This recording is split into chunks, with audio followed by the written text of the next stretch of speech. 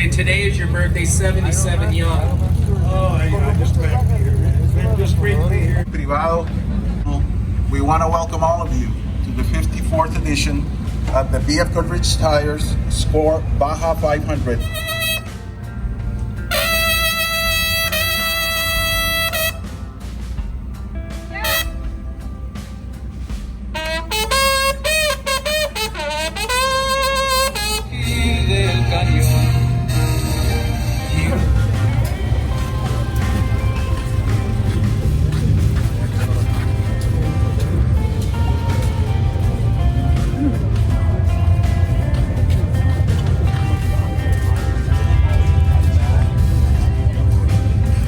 Now 8 a.m. and I'm here in Ensenada, Mexico.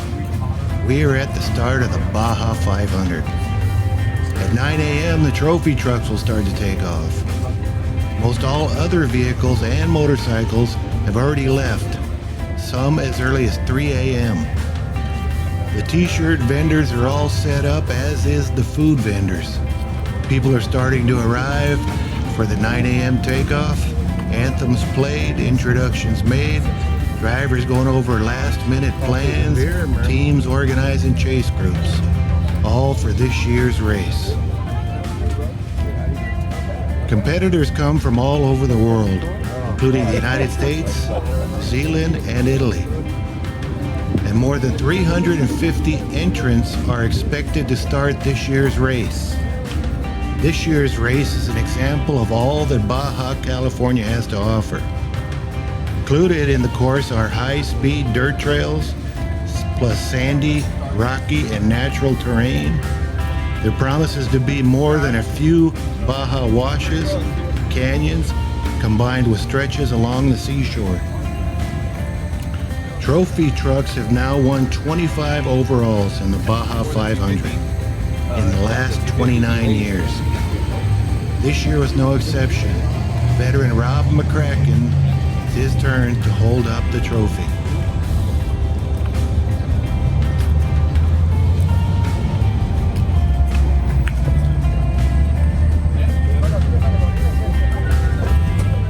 Right now we're walking down the main entrance street to Ensenada. That's where the cars take off from. The trophy trucks are just lined up in a row down that street, and then they turn right and go down the oncoming street. The Baja 500 is done on time, so their position doesn't really matter where they take off, like 1, 2, 3. They're all scored on time. Usually the better trucks, the higher position from last year, go first.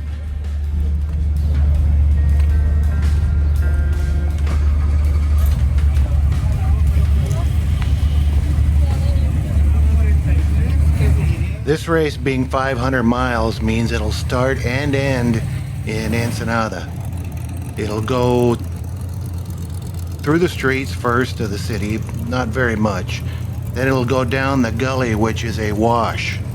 It'll make its way out of town and then into the desert areas, the desert ranches, etc. And it'll proceed through there. It's all a designated course, I mean it's mapped out. Everybody has to ride the same course. The reason the trophy trucks go last is because they're the fastest. So the motorcycles and everything else go early, so they finish by the time that the trophy trucks are at least halfway done.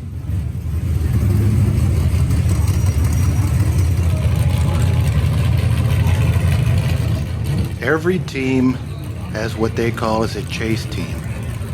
It's a truck with usually 5 to 10 people, and they have tires on there, they have gas, they have tools, they have spare parts, and they fix everything out on the road. The chase teams precede the trucks, so they'll be waiting for them at stop 1. The better ones will have a team that'll be waiting at stop 2, and the stop 1 truck will make it to stop 3, so on and so forth. The chase teams do everything. They have a mechanic on there who will fix anything that can be fixed. The truck pulls in If all they need is gas, they will gas them up and have them change drivers, or that driver will remain, and they continue on to the next stop, and all the way to the end. Big teams have huge pit crews or chase teams. They even have helicopters. It's a multi-million-dollar operation.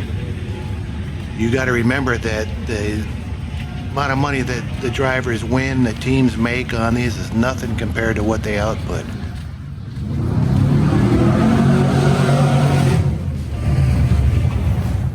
You've seen here how crazy it gets at the start, and that's nothing. When these trucks return, they have a big festival at night. It gets pretty crazy. But now we're going to run over to Black Ice and check the cars out as they go by. So I hope you enjoyed this thing, and we'll catch you later, okay? Bye.